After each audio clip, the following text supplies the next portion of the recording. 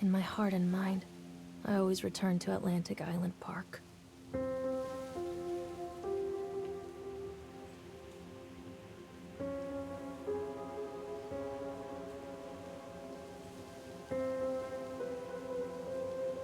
Where's Mr. Bear? I haven't seen Mr. Bear, Callum.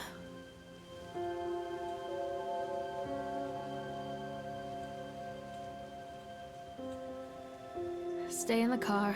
I'll go and ask information.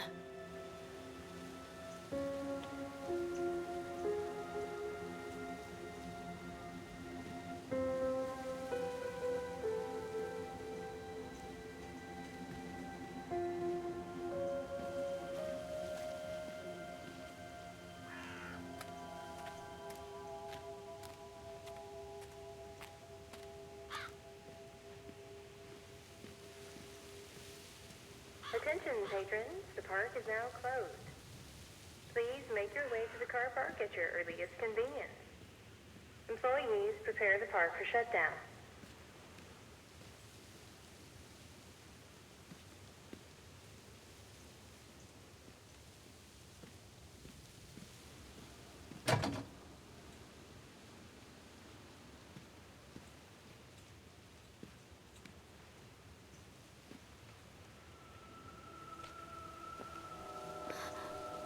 What?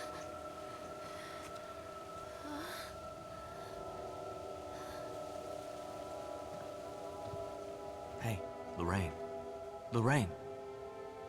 Don't blame yourself, Lorraine. People lose things all the time. Take a deep breath and think about the last place you saw your son's teddy bear. Hey, stop! I think your boy just ran into the park. I'll unlock the gates for you.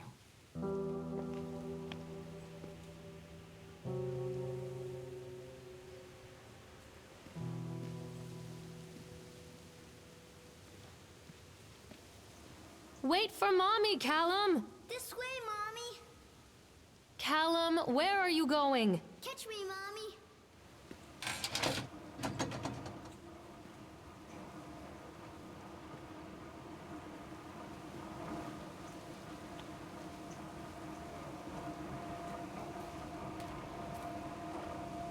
There's something special about the entrance to an amusement park. A line drawn between the real world and the world of whimsy within. On this side, the apathy of our everyday lives. And on the other, anything we might dare to dream. It's no wonder Callum ran back inside. I wouldn't want to leave either. Attention, employees. The park is now closed. Have a safe journey home.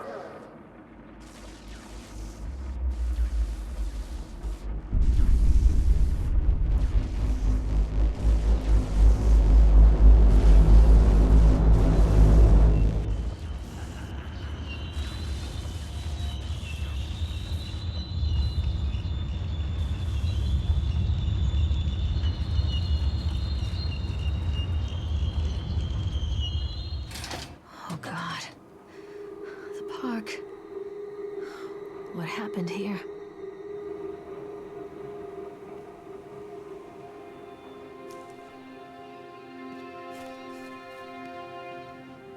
Callum! Where did you go? You can't catch me. Callum?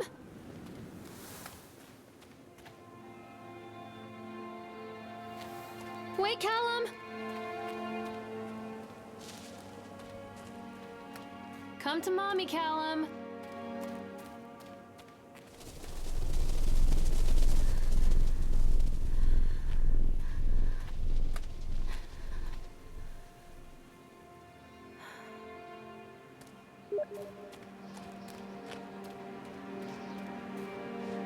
Too dark. I'm not going in there without a flashlight.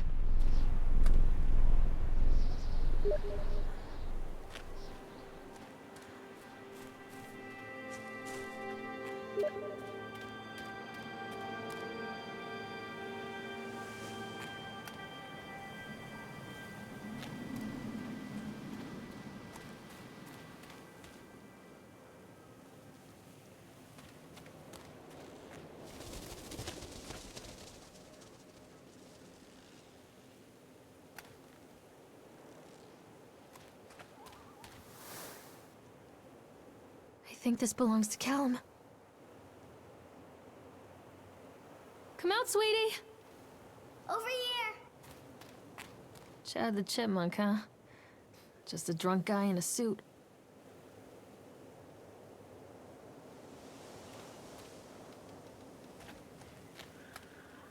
I wonder what this is.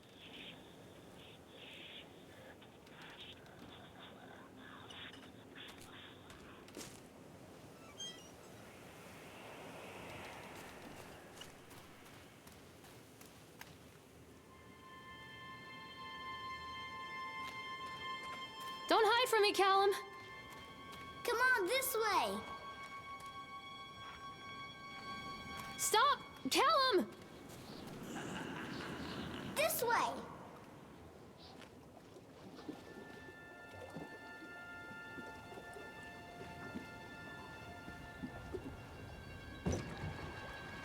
Callum, stay where you are! Come on, Mommy. Where did you go?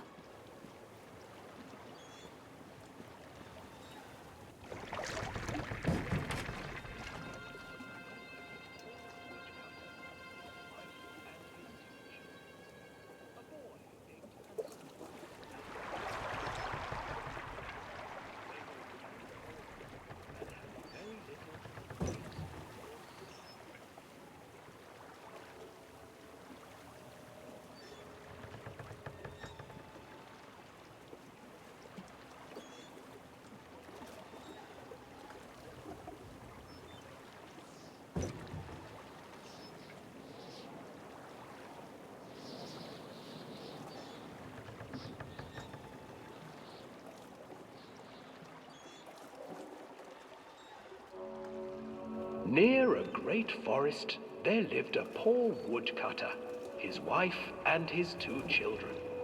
A boy named Hansel and a girl named Gretel. They were very poor and had very little to bite or sup.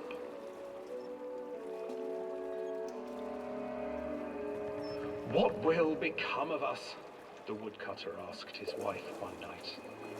"I tell you what, husband, we will take the children into the thickest part of the forest tomorrow and abandon them there." "No, my wife, I cannot do that," said the man. Callum, where did "Then you we go? will all 4 starve, you fool." Hansel and Gretel overheard their parents talking, and Gretel began to weep. "Do not fret, Gretel," Hansel said. He crept out of the hut and gathered white stones from the ground to fill his pockets.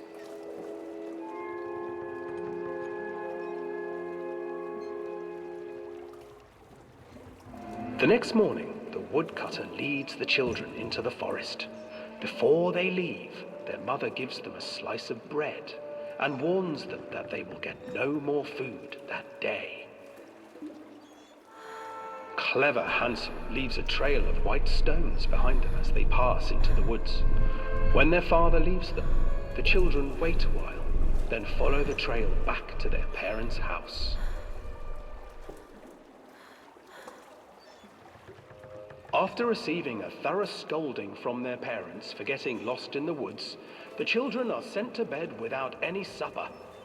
Hansel tried to sneak out and collect more white stones, but found that the door was locked.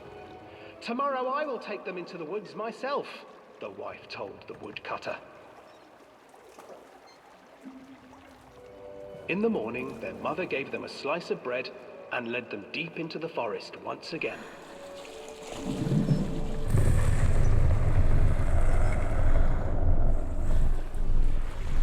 Hansel broke his bread into pieces and left a trail of breadcrumbs to lead them safely home. But hungry-eyed birds snatched up the breadcrumbs and his trail was destroyed. Abandoned by their parents and unable to find the trail home, the children wandered in the forest for 3 days.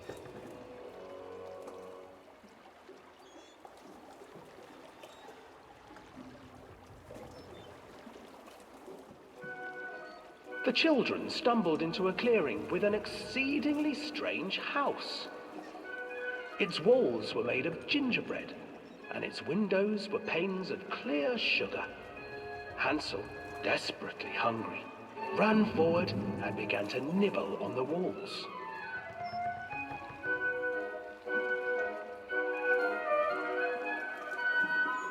Nibble, nibble, little mouse. Who is nibbling at my house? An old woman emerged from the house, sniffing the air and peering around with cloudy eyes. Oh, you dear children, who brought you here? Just come in and stay with me. No harm will come to you. But Hansel and Gretel stayed back, for the old woman reminded them of their cruel mother. Come, children, don't be afraid. I have something for you. The old woman offered them 2 enormous lollipops. The children took them and began to eat. You see, nothing to fear here. Come inside, the old woman urged, and the children, still licking their sweets, followed.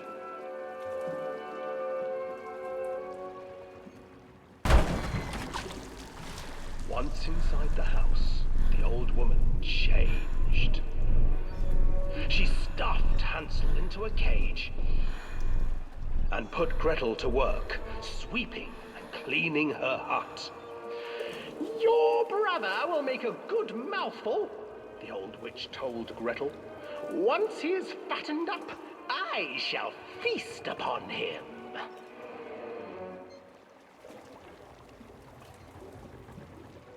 Time passed, and poor Hansel refused to eat, fearing the day that the witch would eat him. The witch, for her part, grew impatient. Today I will cook and eat your brother, Gretel. Climb inside and light the oven. But Gretel pretended not to understand.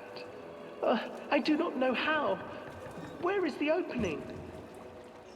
Fool, the old witch said. The opening is here. And she moved to show Gretel. Seizing her courage, brave Gretel gave the witch a shove, and the old crone tumbled forward into the oven. Gretel slid a large iron bolt over the door to the oven. Gretel freed her brother Hansel, and together they lit a fire beneath the oven. And though she screamed and begged, the children sat by the oven until her screams had stilled, and the witch was cooked. And then, because even children can't survive on sweets, they divided up the body of the old witch and ate her.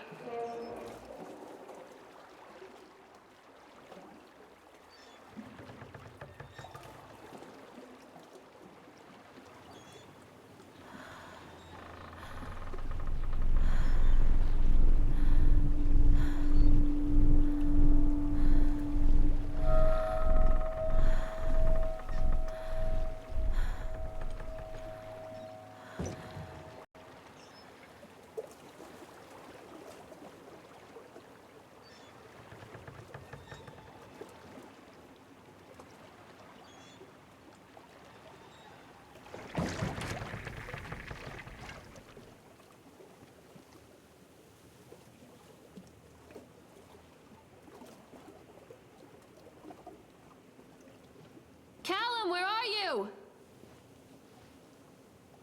This way.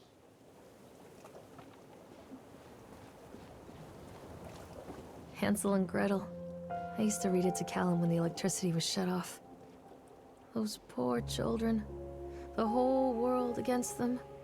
The forest, the birds, the old witch, even their own parents. I used to imagine that Callum and I were the kids in that story. Not mother and son, but brother and sister, hand in hand against the unkind world. We were always hungry, looking for our own house made of candy, looking for the sweetness that could take the pain away. Hunger leads people to desperate, terrible places where the tree branches reach like claws.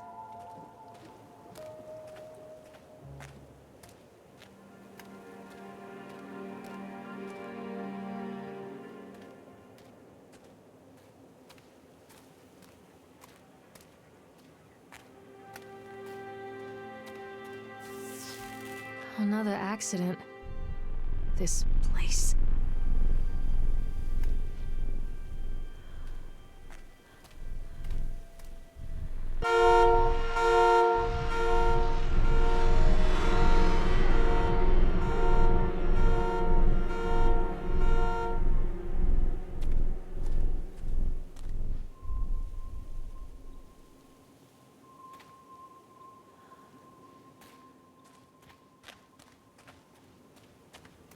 Where are you?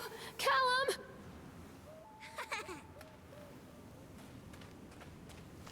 Stay where you are! Over here.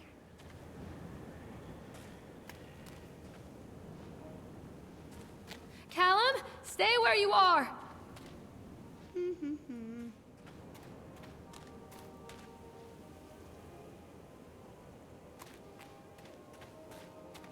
Callum, where did you go?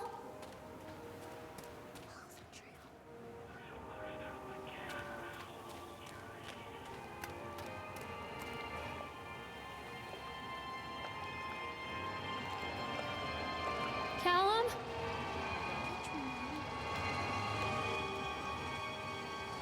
This old thing used to make the blood run to my head. Make me dizzy. The guy just snapped. Those poor kids.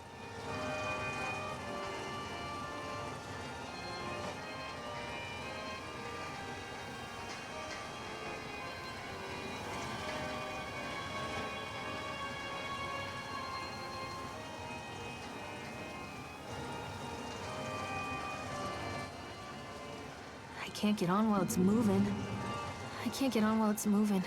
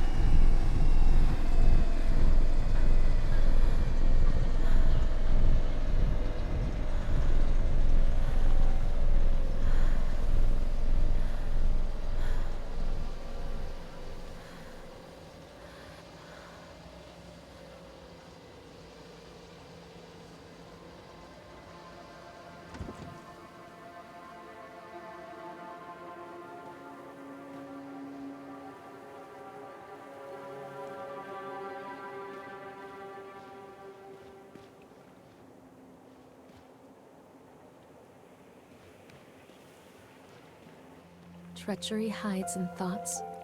Treachery that lashes like a whip and scars our insides.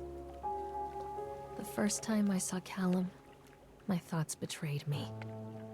I looked down at this wrinkled, red, bawling thing and I thought, is that it? We build our world from expectations, and the world that I had built for Callum was no different. He was so real, so there, and so far from my expectations. And they shattered, and as they fell in pieces, that one treacherous thought became a new foundation. All of the love that we shared, all of the warmth and goodness that followed, built on a single, traitorous thought.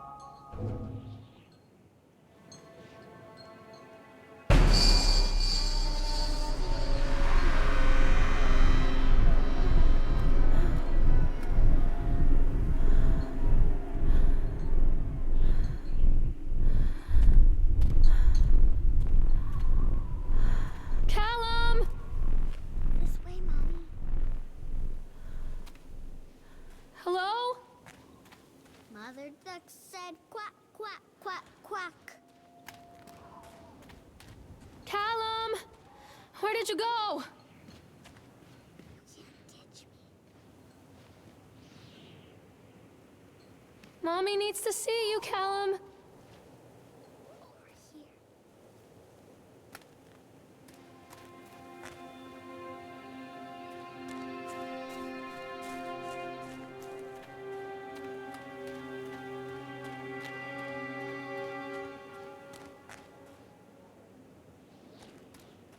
Constant crashes and 80s music. I guess it floats someone's boat.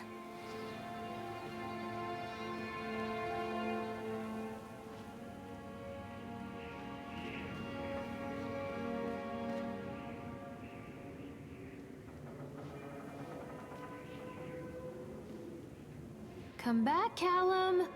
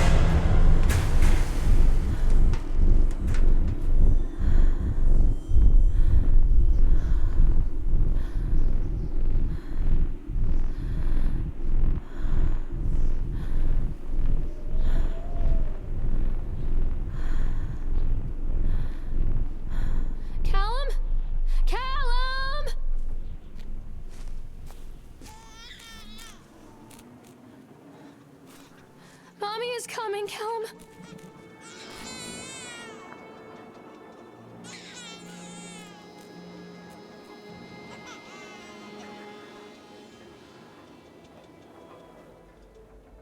It's a matter of public record that I am a failure as a mother. Once, when Callum was very small, I left him asleep in the car while I ran an errand. Don't even remember what it was. When I came back, the sheriff was standing next to the car, watching my boy through the window. I didn't like what I saw in his eyes. Judgment. He wrote me the ticket without saying a word. Just the scratch of his pen on the notepad. When he gave it to me, our eyes met. I know what you're going through. My daughter, Helen, she just gets some help. Help was a bolt of lightning. Help was 1,000 volts surging through my veins. Help is agony. I'd rather die. I wanted to scream. I'd rather you pulled your gun and shot me. But instead my mouth said, yes, Sheriff.